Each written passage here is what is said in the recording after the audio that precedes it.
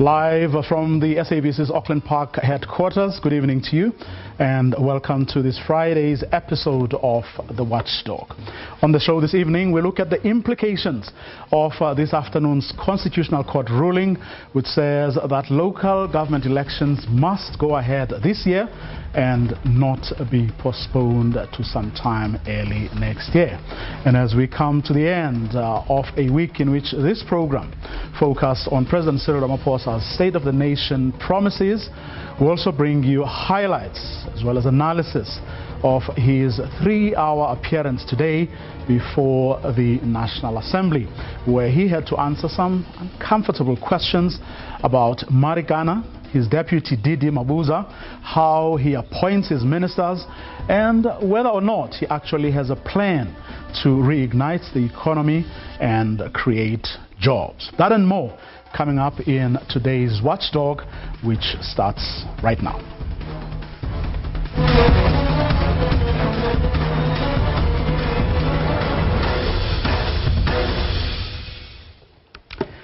Well, some political parties have welcomed the Court decision, but maintain that the candidate list should remain closed.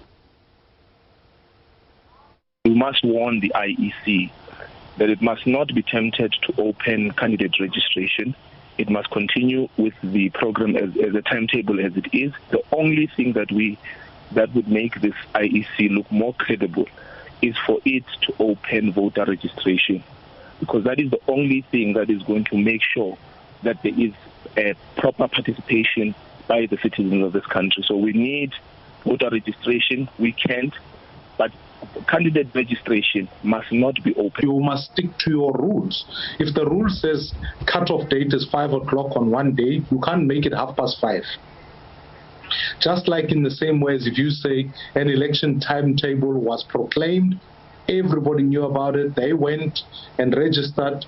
We've registered Section 15 organizations, we've got independent candidates, we are ready to go. So it would be unfair. If you want to make sure the elections are not free and fair, then start changing the rules as you go. That becomes the challenge.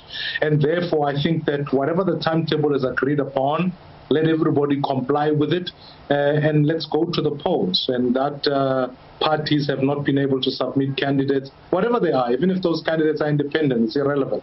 The rules become the rules and we must stick to it. All political parties must respect this ruling of the Constitutional Court. It's very important that we must go to a local government election. Some of the political parties that have been reacting to that Constitutional Court ruling, the court dismissing the IEC's application to postpone the local government elections, the court ruling that the poll be held between October 27 and November 1. The court has also ordered the IEC to announce within 3 days a date for a voter registration weekend.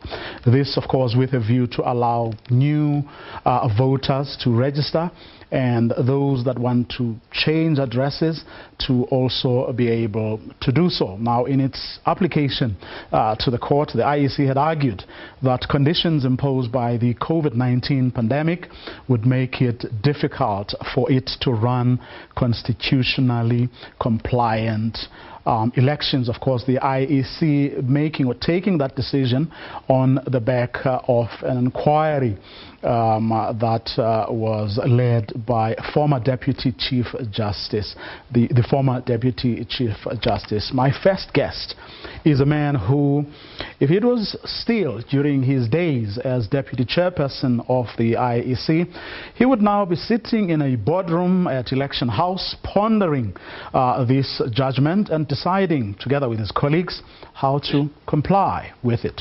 Terry Tselane now runs the Institute of Election Management Services in Africa. Mr. Tselane, good evening. Thank you very much for your time. Thank you very much for having me, and good evening to you and to your viewers. Your thoughts? I mean, we know, the court hasn't given it's as the basis for deciding the way it did. But from what we know so far, what comes to your mind?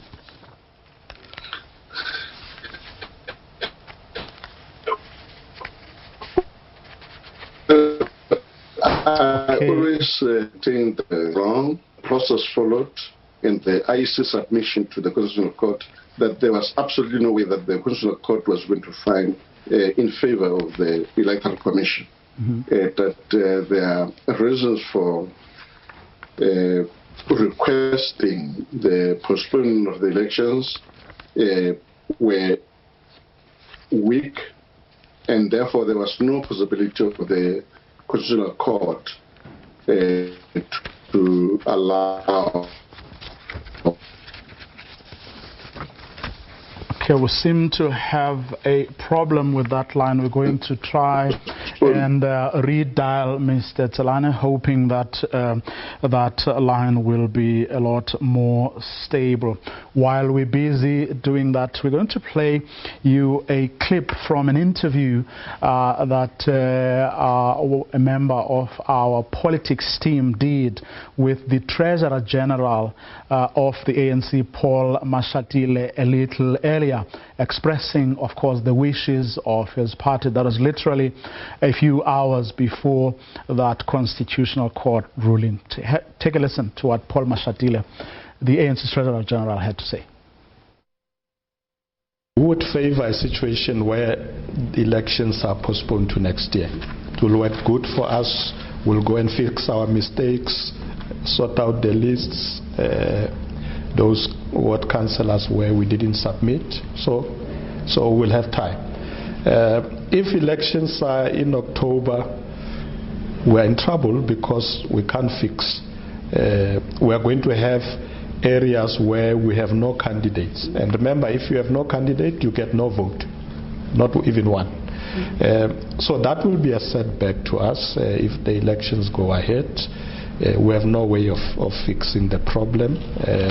We'll just have to accept that we are going to live with a situation where we absolutely have no candidate in a particular area. Paul Mashatile, the ANC's Treasurer General, before the afternoon court ruling of the Constitutional Court. Of course, as we all know, that his wishes may not, let me not say won't, may not come true, but you could see that he was, the ANC, was certainly, from what his Treasurer General was saying, is potentially is going to be in a fix, given the fact that they were not able to field candidates on a number of wards across the country. Mr. Tsalane, I hope the line is stable this time around. Let's see, Kerpo, I was asking you that, we heard you, the part where you said, there was no way that the Concord would have ruled differently. But what does this mean right now for the IEC? Let's start there. Well, basically it means the IEC must proceed with the election timetable as determined, and all the political parties have got to comply with the election timetable. So those parties that may not have had an opportunity to comply, they have an opportunity to comply. Is it as simple as all that? Because what I was reading point 5 C3, where the ruling says the timetable published by the Commission on 4 August 2021, which is the current timetable, which the document says in brackets, shall, notwithstanding blah blah blah blah, but I'm going to go to where they're going to remain applicable. So that timetable, remains applicable, the ruling says, save that as soon as possible after the issuing of the proclamation envisaged, the Commission must, in terms of Section 11.2 of the Municipal Electoral Act, publish such amendments to the current timetable as may be reasonably necessary. I want us to interpret that in lay person's terms.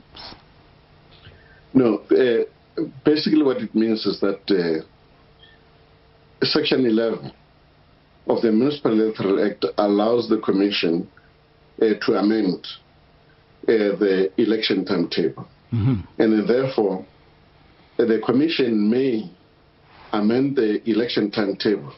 But to the extent that the Commission has not amended the election timetable, it means the election timetable as it currently exists is applicable.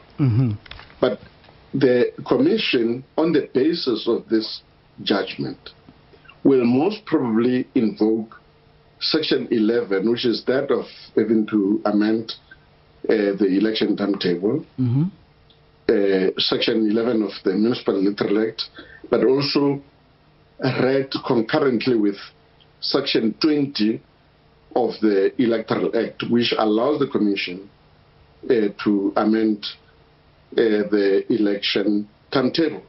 So what basically this means is that the Commission can amend the election timetable, but to the extent that that election timetable has not been amended, the one that they already have is applicable for now. Okay. Now, the operative word there being may. The Commission may decide not to amend. Correct? Absolutely. Section 11 empowers the Commission. Section 11 of Municipal Electoral Act empowers the Commission to amend the election timetable, but also, as I've indicated, Section 20 of the Electoral Act also empowers the Commission to amend the electoral timetable. So, to the extent that the Electoral Commission has not amended the election timetable, it means it will remain as is. But if they invoke Section 11 of the Municipal Electoral Act or Section 20 of the Electoral Act, it would mean that they amend the election timetable in order to allow for certain processes. Now, whether or not they decide to amend, all right, they will still have to provide a rationale for their decision, isn't it?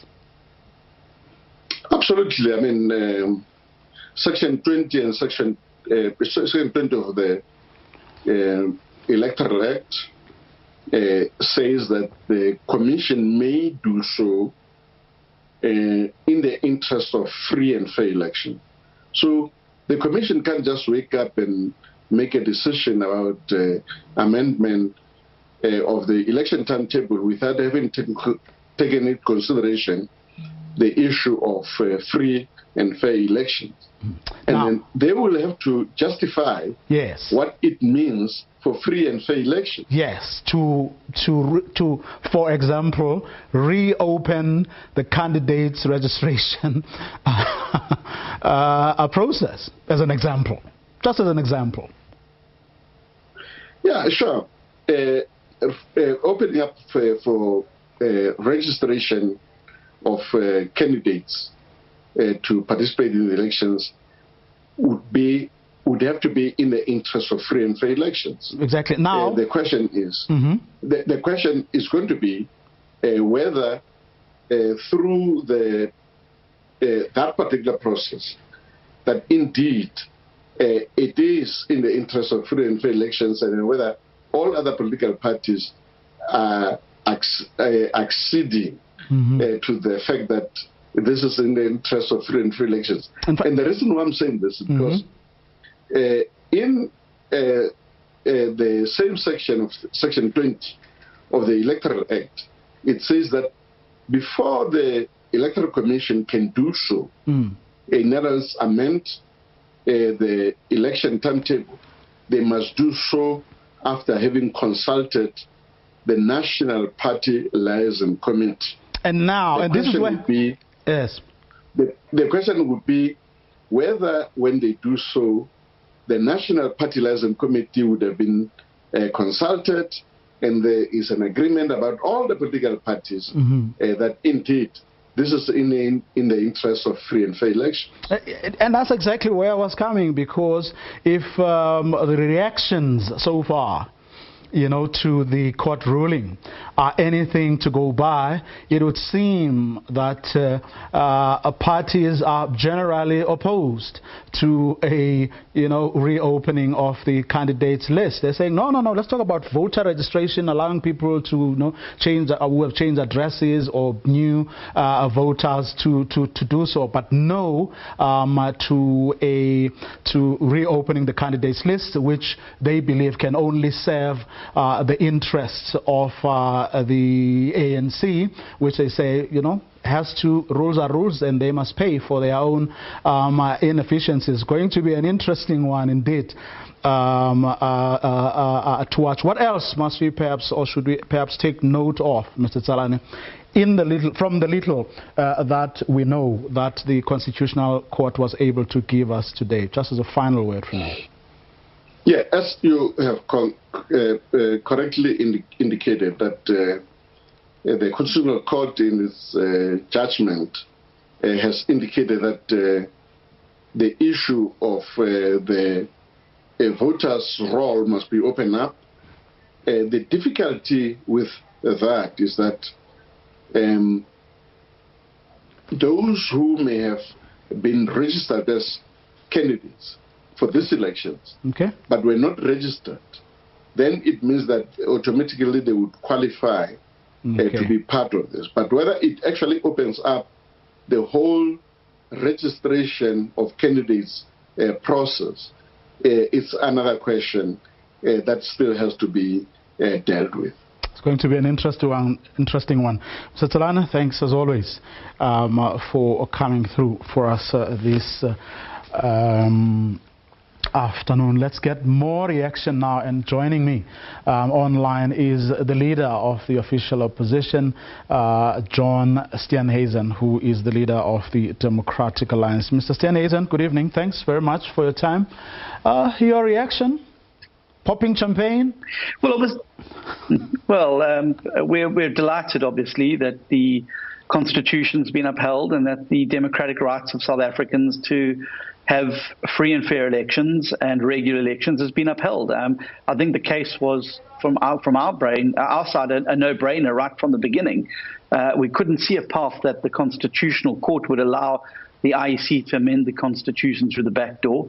But obviously we got what we wanted, the elections this side of the year and a registration weekend. And we're very, very pleased with that outcome. Well, speaking of back doors, those who spoke, many of those who spoke before you, think that if in the latitude that the IEC has, they decide to introduce an amendment, of the re-registration of candidates as well, that what that may effectively mean is that it will be giving the ANC an opportunity to correct its mistakes, something that the other parties that spoke before you said should not be allowed. What is the DA's position on that? Well, our view is very clear, and I think that a reading of the judgment shows that there's a narrow interpretation, not a wide interpretation. The truth of the matter is there was a timetable. The timetable was applicable to all parties, and there are parties that didn't meet that timetable. We've got a lot of precedents here, including a Constitutional Court judgment, the NFP matter, as well as the IFP matter precedents, where in the last local government elections, the NFP were prevented from participating in the entire election across the country because they had not registered their candidates on time. I think the IEC are going to have a very, very difficult job trying to make a special dispensation for the ANC in this matter, because fairness is one of the key priorities. And if you've treated other parties in the past in a certain way, and you treat the governing party differently, I think the IEC is going to find themselves in a very, very difficult position in terms of their credibility as the arbiters of a free and fair election. So I think it's going to be an area that they're going to have to traverse very, very carefully. And my reading of the judgment is that it will not be allowed, for that the current timetable does remain in place, except in as far as it goes for the registration of voters. It is silent on the registration of candidates. Would you oppose, if the idea was canvassed, the reopening of candidates' registration lists, would you oppose it as the DA? Absolutely. I mean, this is a case of everybody was given the same opportunity. We had to use the same system. We had the same constraints of COVID-19, and yet the DA was able to get a candidate in every single ward across the country, PR lists in every municipality, and to pay the right deposits across the board. I think that a party that is not able to do that and is so inept that it cannot do the one thing that a political party needs to do, which is register for contestation, I think you've got to ask yourselves, is that a party that actually is deserving of a chance with the electorate? If they are so inept at that, how would they possibly be able to govern thereafter? So I also think that it's not fair on parties like the NFP or the IFP, who've been prejudiced from a strict and rigorous application of the rules in the past, to be completely excluded from this time, and to have a different rule applied to the ANC. Just talking politics, purely politics now. You obviously, this could potentially, at least, works to your advantage. Well, of course it does. But, when your opponents make mistakes, you don't get in the way. If the ANC, as a governing party in this country, as a majority party in many places, cannot get its act together, cannot pay its staff, and is so incompetent that it cannot get candidates in, they've prejudiced themselves. We didn't do it to them. We didn't sabotage their system. We didn't make life difficult. And this is a crisis of their own making. And they should be making their problem the rest of South Africa's problem. Mr. John Steenhuisen, thanks very much for your time this evening. Thank you very much. Great to be the leader of the Democratic Alliance. Now, the IEC has just issued a statement. It reads, it's a very short one. The Electoral Commission notes the order handed down by the Constitutional Court in which it dismissed an application by the Commission to defer the upcoming general local government elections scheduled for 27 October 2021. The implications of the Constitutional Court judgment means that the Commission is now required to ensure that it prepares for an election to be held by 1 November 2021. The Commission will meet over the weekend to chart a way forward in line with the orders of the Constitutional Court. The Commission will make announcements relating to the electoral program on Monday. A meeting with the National Party Liaison Committee will also be convened on an urgent basis. And as you have heard from John Steenhuisen, his party is going to oppose a reopening of candidate registrations. So will the EFF and several other political parties. Let's bring in now political analyst Dr. Theo Venter, who joins us from the University of the Northwest. Prof, good evening. Thanks very much for your time. Your thoughts, just from reading what the Constitutional Court had to say. Didn't say much. Yeah, but just a brief correction. I'm just Mr. Theo Venter, and thanks for all the other things. But I think it was an extremely flexible ruling made by the court. We, of course, still waiting for the extended explanations, but I think the flexibility we can see in terms of the dates, 27 to 1st of November. I think we can see the flexibility in terms of a possible registration weekend, which can only be next weekend. And I differ a little bit from Mr. Steenhuisen. I do think the flexibility would also include the ANC getting a second bite at the apple to correct the mistakes, which he correctly pointed out. I mean, those are own goals, that the ANC will probably be in a position to correct some of those. I mean, how would they do that if the other political parties are as vehemently opposed to that idea as appears to be the case, certainly from the interviews my colleagues have been having in the past couple of hours? Yeah, absolutely. Now there's going to be serious pressure. And I mean, I think the IEC will be working 24 hours a day over the next 2 days to get the stuff sorted out. And the ANC will have to do something similar, but I think not paying their own staff means that they will probably not get it right this time. They will have a huge difficulty sorting it out. As you know, not a single PR candidate in the Western Cape and things like that. But I do think the ANC will get a little bit of flexibility in terms of the ruling. But then, I mean, what happens to the integrity, or at least perceptions, you know, of integrity of the IEC? Because that should be sacrosanct. If by, you know, opening that window, you know, which it would appear, or certainly from what the other political parties are saying, can only favor the ANC for boo-boos that they made, they should be held responsible for. It then, as I don't know if you heard the EFF spokesperson earlier saying, it would then demonstrate to all and sundry that the IEC is about the ANC and the ANC clinging to power. Now, that's not the kind of thing that the IEC would want to see, or the kind of reputation they would want to have. Well, I think it's a very good thing that the IEC's reputation is up for discussion, because there has been several instances where political parties felt, and some of the decisions the IEC made which had its doubts. I mean, we can even mention the tweet by Helen Zille earlier this week. Why on earth would the ANC withdraw a case which obviously they needed? And of course, now today we have this ruling. I'm not necessarily saying she was right, but those are the kind of questions. There was the issue of addresses, which you will know emerged in Potchefstroom under the JB Marks municipality, which the IEC had to sort out. And then I want to put it in perspective. Our little democratic tree is a young tree. It's 27, 28 years old.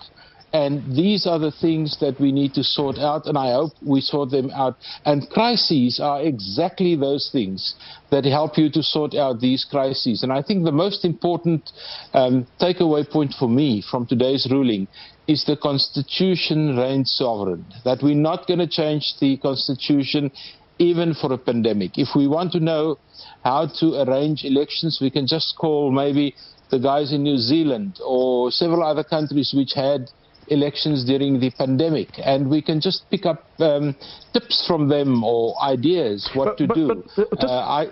A quick one, Theo. We've run out of time for this part of our conversation. I know you're staying on, but just on the example, the first example that you cited, which Helen Zille, of the Democratic Alliance, commented on. Now, that was not of the IEC's making, because the ANC decided on its own to withdraw. It was the IEC had nothing to do with that, so it can be held responsible for actions of a party. No, you're right in that. What I'm saying is that questions around elections and questions about how decisions are taken are actually debated, and things. I mean, even the appointment of the current chairman of the IEC, remember that took place in the previous presidential term, and there was a lot of questions about the objectivity of the current chairperson and things like that. So I don't think the IEC is squeaky clean in these things, and I hope this crisis will take them back to the drawing board to show that they're actually serving as a Chapter 9 institution the country in a very objective way. We'll see what they say on Monday, according to the statement they have just issued. Theo Venter is, of course, staying on.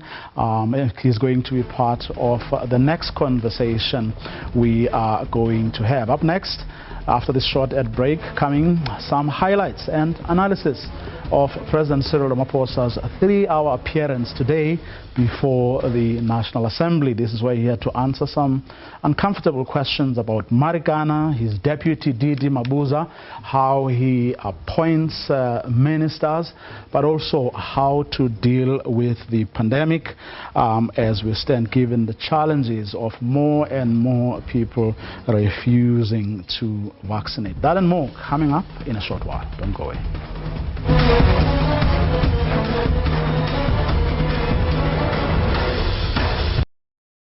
Welcome back. This is the Watchdog. Now, President Cyril Ramaphosa appeared before Parliament today answering questions from members of the National Assembly across political parties. Now, one or among, in fact, several questions that were asked, it was whether he has a plea and his government actually have a plan to deal with people who are opposed to vaccination, whether citizens who choose not to vaccinate will be barred from public places, or can they be, told not to go to work, just members of the National Assembly really trying to understand what the president, his executive, and those who advise them are thinking at the moment. Take a listen to some of that conversation.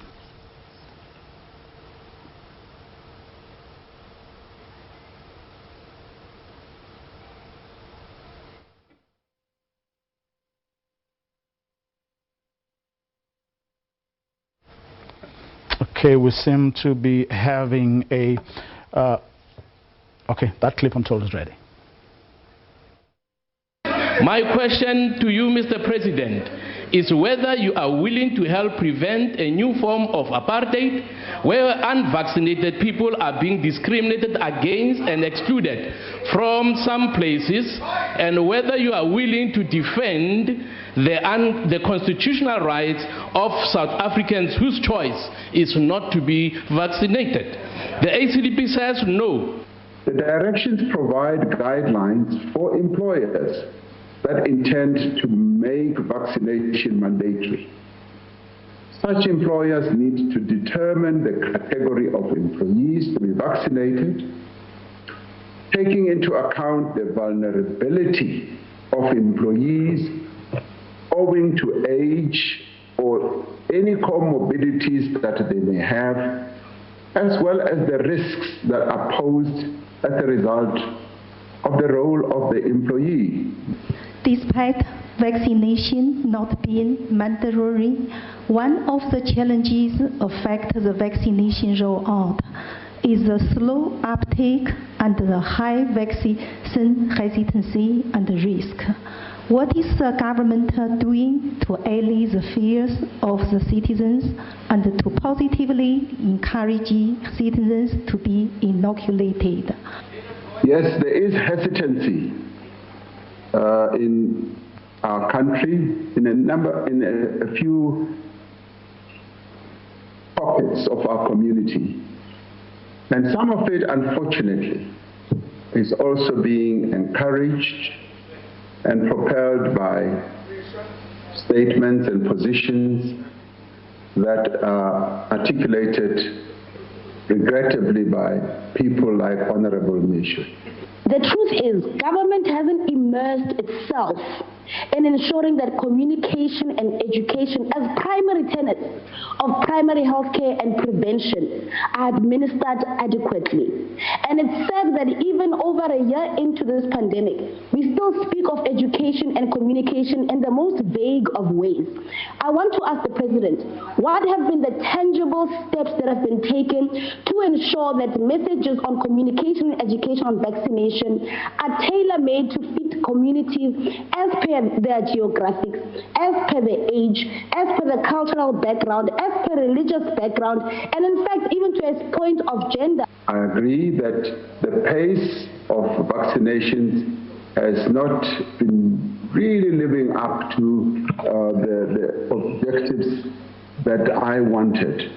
But many efforts are being made to ensure that we do hit the close on to 300,000 mark. It's been hovering around 250, 260, 270. I still want to see an increase in the level of vaccinations on a daily basis. Words like encourage, mutual respect really don't resonate with those that are anti-vaxxers. You know, I'm a law-abiding citizen, I'm a God-fearing man. But when legal people and religious people get involved in a debate which centers around human life, when one loses siblings and friends and relatives, you know, in front of you, young people, I mean, this debate should take another dimension, Honorable President.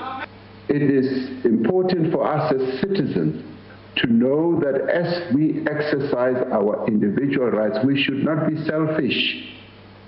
Our actions should not be underpinned by selfishness and just seeking to advance our own personal rights. We should seek to be protecting and advancing the rights of others.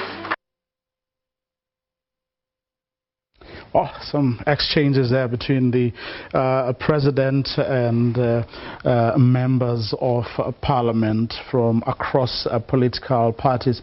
Just listening to that whole conversation, Dr. Fundile Nyati, he is of course a medical practitioner, but also someone who's been debating these matters right from the start of the pandemic publicly, but also through his own podcast. Just what you think, what you make, Dr. Nyati, of you know, that conversation there?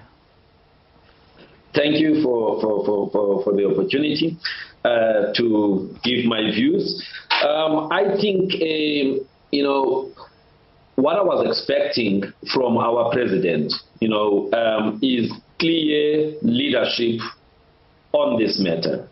There were a number of issues that were raised by the MPs, and the answers were really sort of flimsy, to say the least. No disrespect to our president.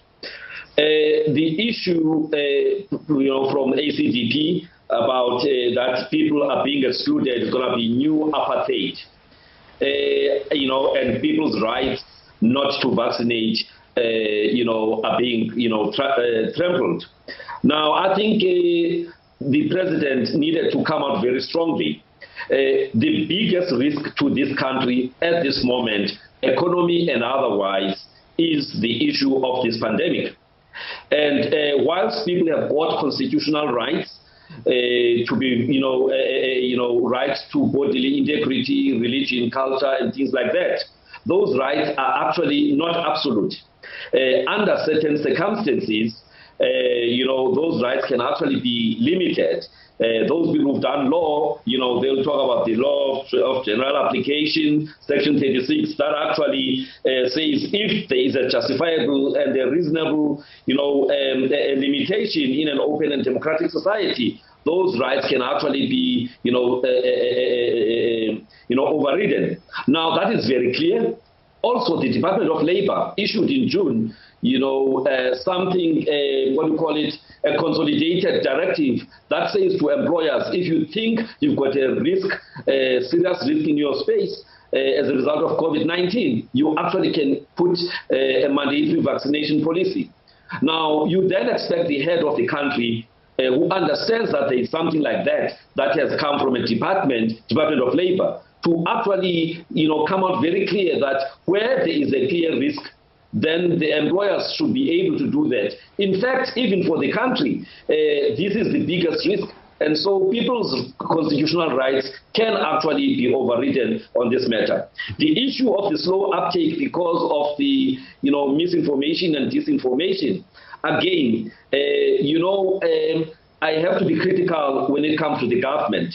The messaging public health messaging on vaccination has not really been good at all. In fact, even about the pandemic itself. So the person there who mentioned that tailor-made messages according to age, region, gender, all of that.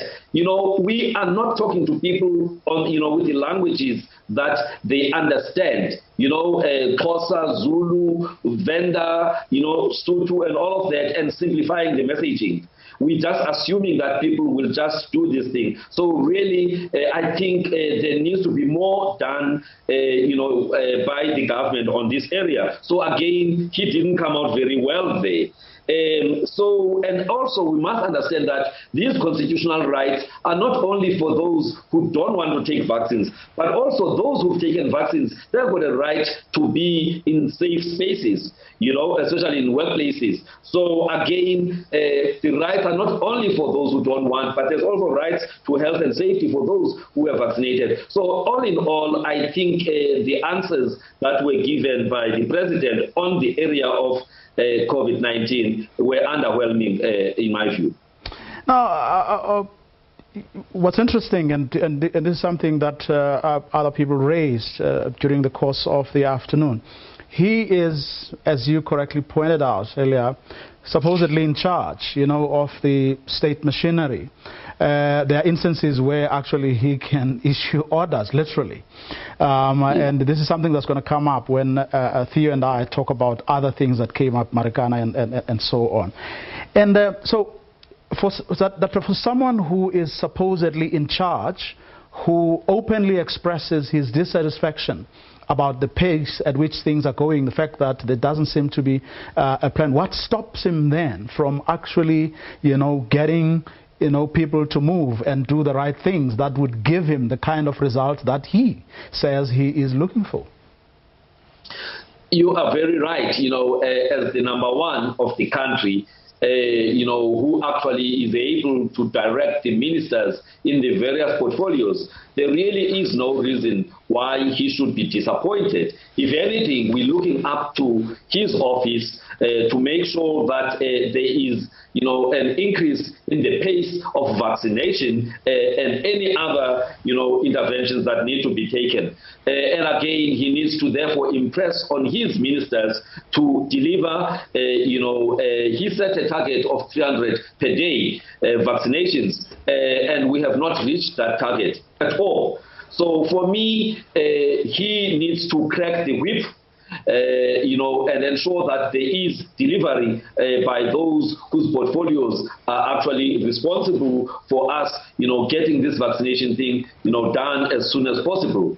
So I think, the president needs to, start talking tough, to the people that report to him, so that we can be able to get South Africa back to close to normality. And we'll only be able to do that if we reach that, population, or herd immunity. So for me, I think the president really needs to change. You can't be gentle about this matter. This is a matter of life and death. This is a matter not only life or death, also a matter of the economy of the country. So we really need to, we have a solution that will mitigate, the number of people that are dying. We need to make sure that as many of our people as possible actually have access to this thing. And if it means we must make it mandatory, then let it be. And, the law does allow that to happen. So I think we need to change how we're doing things. The gentle persuasion has not really worked. A little bit of tough talk without necessarily, doing things that are illegal needs to happen.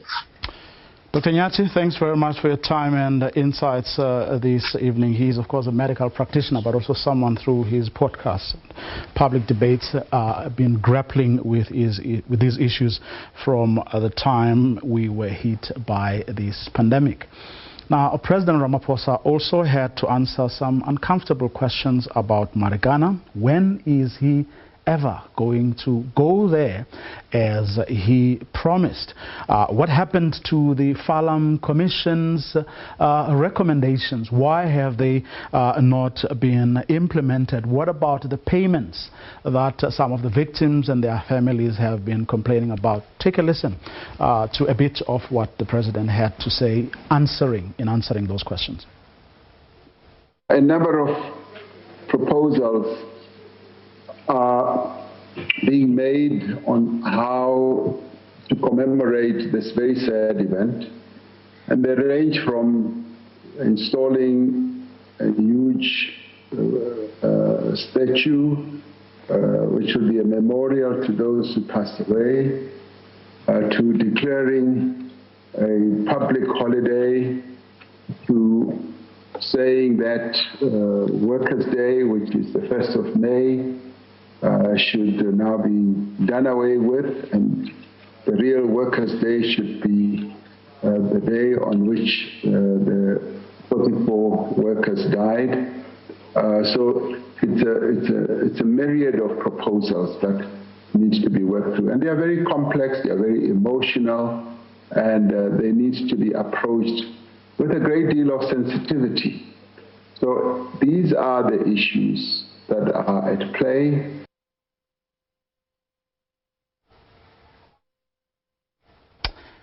President, they're talking about, or in answering a question about how he thinks the Marikana massacre should be commemorated. You will recall that a few weeks ago it was the 9th anniversary of that massacre, and next year, 2022, going to be the 10th anniversary. What is the government planning to do? And as you heard him from that answer, he says they are sitting on several proposals, still trying to decide which way to go. The president, of course, was also asked about payments to victims and their families. Many of you will recall a few weeks ago the Solicitor General addressed a media briefing where he explained what was happening, where the points of difference were, what still hadn't happened, what needed to happen before the government could proceed with the remainder of the payments. But of course, on that same day, here on the program, we also had Advocate Dalimpofu, who is representing some of the victims, who cut through the chase and told us what the issues really were. But take a listen to some of what the president had to say in explaining the hold-ups, which of course his answer, one must say, was in line with what the Solicitor General said here on the program some weeks ago. It's important that we should deal with this matter and bring closure to it, and also ensure that we work beyond also to deal with what the Farlam Commission also concluded, and what needs to be done in relation to the reforms that should ensue, and also the prosecutions and all of that. And that is why, possibly maybe for the first time, I've outlined precisely the various issues that are under play. Like you, I'm not very satisfied with the long period it takes to also deal with the issue of compensation, because it's taking a long time. And I would have wanted it to speed up, and would also insist that those who are involved in finalizing it, let us not spend too much time quibbling over a rand here, a cent there, and so forth. We need to make good by the people who lost their loved ones. Well, the president was also asked, so when exactly is he ever going to visit the victims and widows and of the people as he had actually promised? Well, his answer was that, well, among other things, there were squabbles between the National Union of Mine Workers and AMCU, which are the unions representing some of the workers there, but saying he was still committed to doing that, but he wouldn't put a time or timelines to him doing that. Several MPs, of course, pointing out that it's been years now, 9 years since the massacre actually happened. Now, here on the show, a couple of weeks ago, in fact, on the day of the commemoration of the Marikana massacre, we spoke to one of the widows of a rock driller who died in that massacre. Nosake Nokamba spoke to us on that day, and I asked her what she would say the day President Cyril Ramaphosa eventually pitches up and gets to speak to them. Here's what she had to say. Ngamcela Tata Mongameli asiphe bekhona into asipha yona eyimali every month ukuze sikwazi ukushiya apha siyohlala ekhaya ngoba amakhaya wethu awanasidima nesidima sethu siphelile and soze siphile nalapha engqondweni nasemphefumulweni ngoba le ndawo sihleli kuyo yindawo apho kwafela khona abayeni bethu nabantwana bethu abumelanga uphinda bakhulele kwakuyo le ndawo.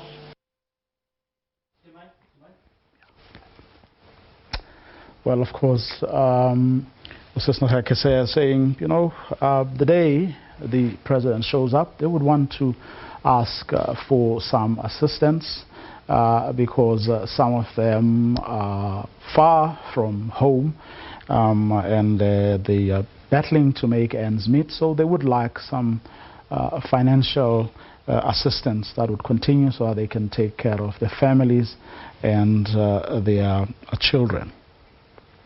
Now, the president was also asked about, you know, his appointment, the way he appoints, dismisses ministers, what the rationale really is, how it all works.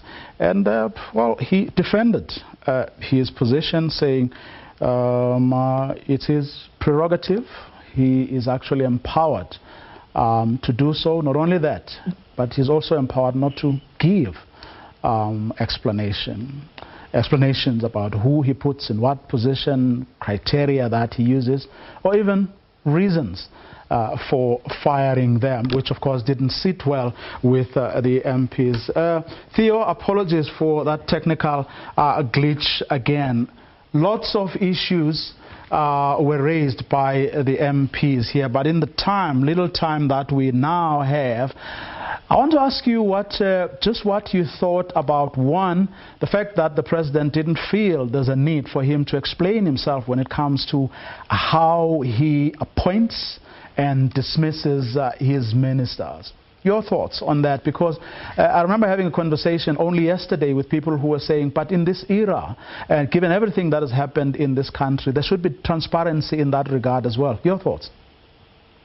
Yeah, I do agree with you. Apart from the fact that these question and answer sessions are a lot of political theater, that aside, I think in the context of he's sitting in front of Zondo, the questions about corruption, the questions of people in his office that has been accused and all those kind of things, I think it would have been a smart thing to provide a little bit more information and a little bit more transparency. But like I said in the beginning, with political theater sometimes politicians don't see the openness to do exactly that, because it will then open him for another attack.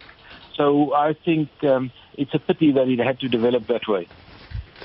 Very quickly, Theo, opposition MPs in particular didn't take kindly to him trying to, explain himself or project blame as to why he still hasn't been able to go and see the widows of the people who died in the Marikana massacre, and the fact that some of them still didn't have the monies that were promised to them or that they hoped to have.